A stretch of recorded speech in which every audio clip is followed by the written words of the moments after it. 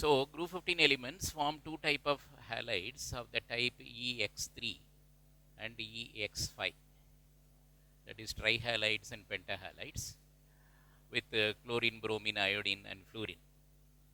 And in general, nitrogen doesn't form E5, EX5, because it doesn't have the d orbital electrons available. No d orbital available electrons are available, so it can't form EX5. And in general, the EX5, that is pentahalides, are more covalent in character than trihalides. They are more covalent in character than trihalides. And if you take trihalides, the trihalides are also covalent compounds. And if you typically take, they are also covalent compounds except BiH3, which has a lesser covalent or almost no covalent character. All the other trihalides are covalent. Nitrogen doesn't form trihalides with any other halogen except fluorine. Nitrogen forms trihalides only with NF3 and not with chlorine, bromine or iodine. So this is about the reactivity of group 15 elements with halogens, and reactivity of this group 15 elements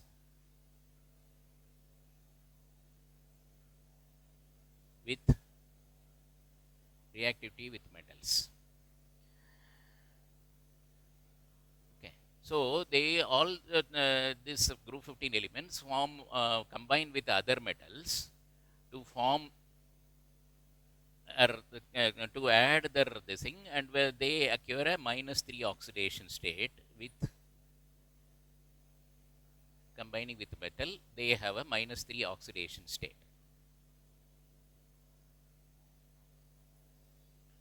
The examples, common example of this thing are Ca3N2, where nitrogen has a -3 structure, and Ca3P2, Ca3P2, and then Na3 arsenic. No, with arsenic it will be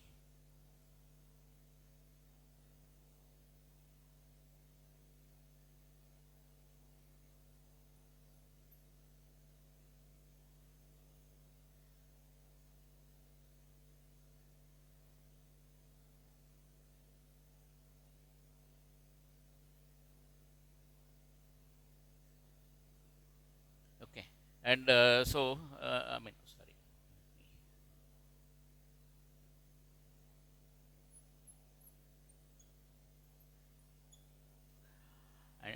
This is arsenic. With arsenic, they form Na3As, and with antimony, it is zinc, Zn3sp2, and of course with bismuth. So this activity of this thing with the metals is more pronounced, and they exhibit a -3 oxidation state with combining aqueous ammonium chloride with sodium nitrite. This gives N2 plus NaCl plus S2O.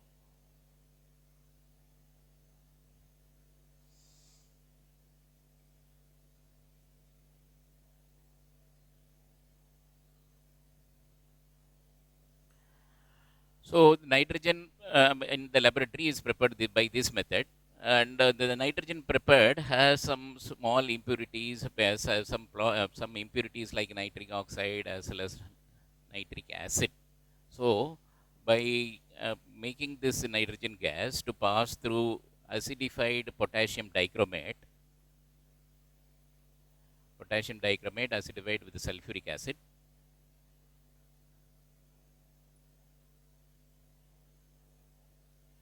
nitrogen this is converted to ammonium nitrate as ammonium chromate.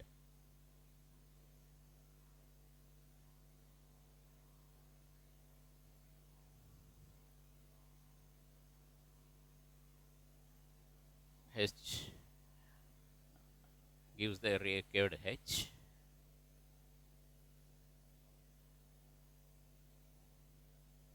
So it will be 8H plus.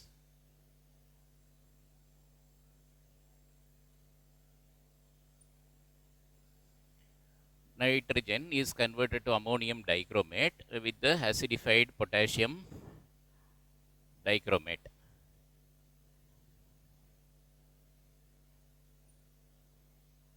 This ammonium dichromate is further heated to get back nitrogen, which is of pure quantity.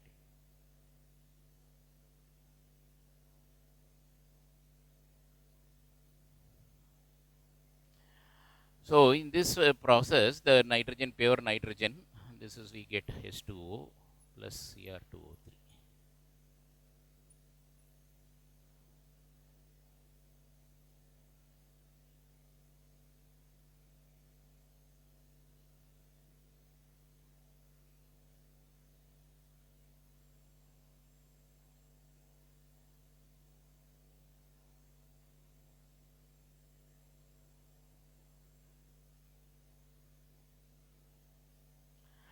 This on heating, ammonium dichromate on heating gives nitrogen.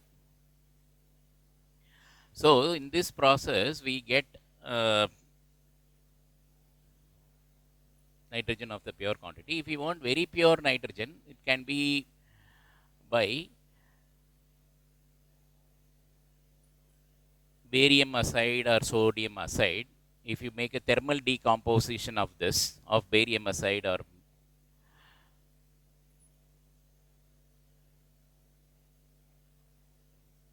we get thermal decomposition of a barium acide, we get nitrogen. Nitrogen is a colorless and odorless gas. Nitrogen, it forms, nitrogen forms, chemical property wise, nitrogen forms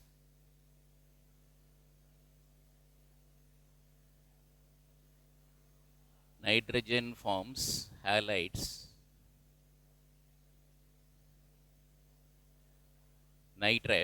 nitrogen forms nitrides with lithium and magnesium. Non-met.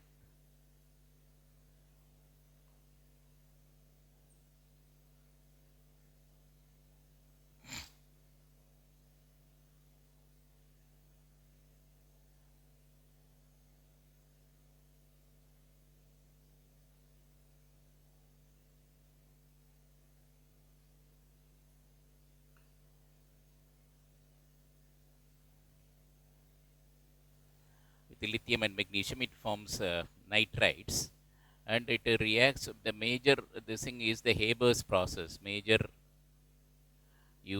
application of nitrogen is in the Haber's process, where around 773 Kelvin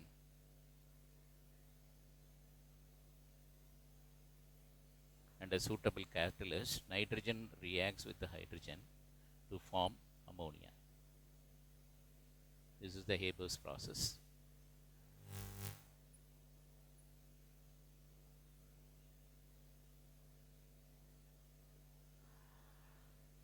This is the commercial preparation of ammonia. Ammonia is a very much a commercial compound which is used in all preparation of fertilizers and all.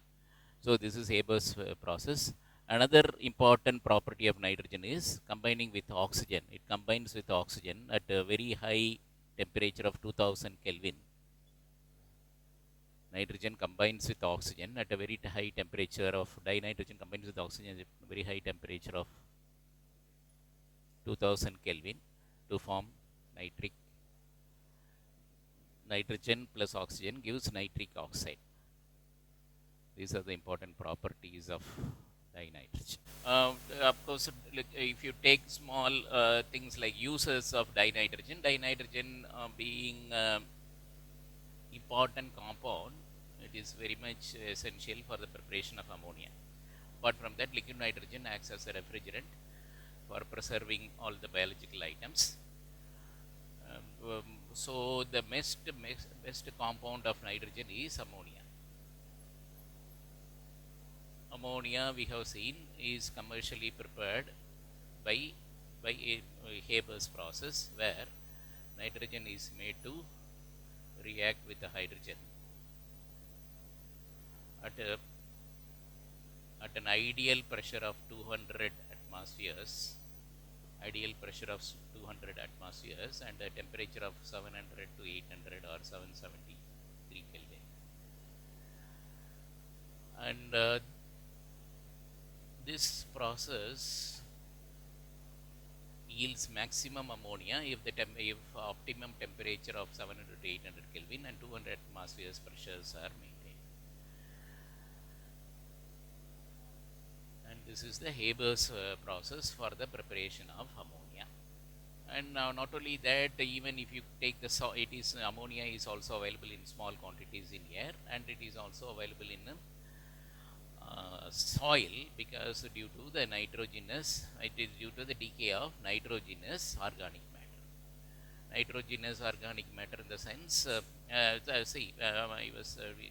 nitrogenous organic matter is from urea, which we add as a fertilizer to the plants. This urea becomes ammonium carbonate, which on decomposition gives out nitrogen. So, in small quantities, it's available in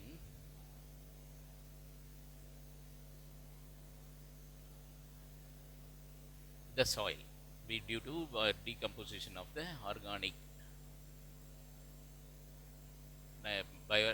organic matter, nitrogenous organic matters like urea. I was saying about this Haber's process. This Haber's process also require an iron oxide as a catalyst. It requires iron oxide as a catalyst and a small quantity of K2O and Al2O3. The presence of K2O and Al2O3 helps in achieving the equilibrium faster. So, iron oxide is very important as a catalyst, and the atmospheric pressure of 200 and the ideal temperature of 700 to 800 Kelvin. The usage of K2O and Al2O3 is for making that equilibrium to attain faster. And I also told about the nitrogen being available in the soil. So, ammonia, is very much, when it comes to chemical reaction, ammonia is very much dissoluble in water or soluble in water, forming ammonium hydroxide. It's a ammonium hydroxide is a very important compound which is used in identification of various metals like zinc and all.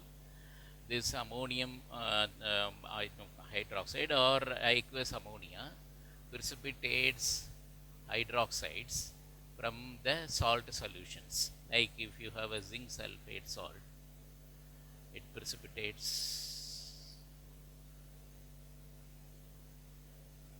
zinc oxide. It's a white precipitate.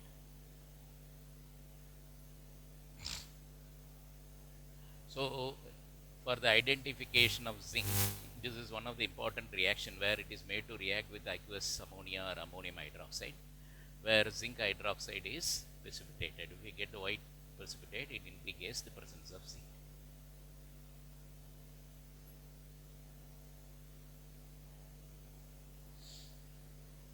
Okay, so of course you also get ammonium sulfate. And if you take typically iron salt like FeSO4,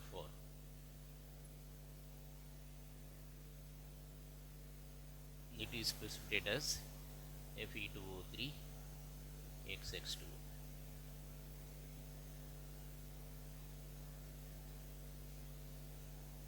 Fe2O3 XX2O, which is a brown precipitate.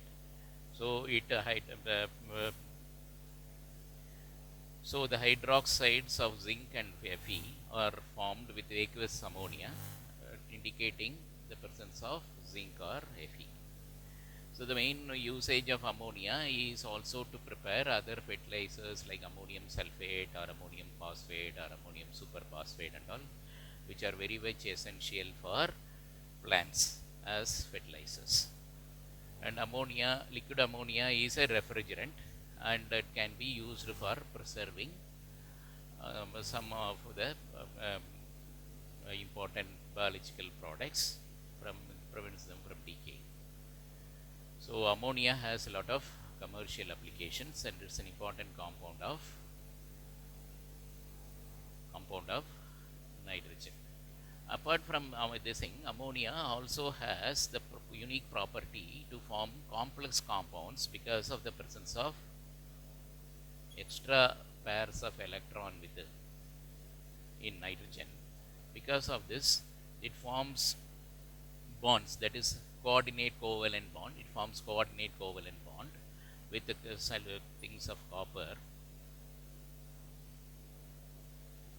sulfate, aqueous copper sulfate, which is blue in color. It forms a complex, that is aqueous.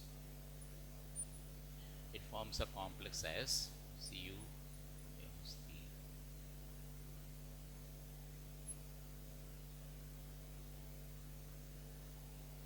It is deep blue in color. Similarly, with the AgCl, which is a white precipitate,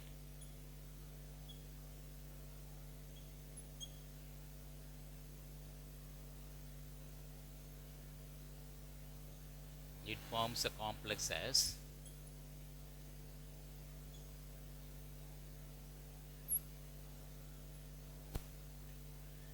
AgNH3 4 times and Cl. These are all coordinate covalent compounds which we will which we have seen in our earlier chapter.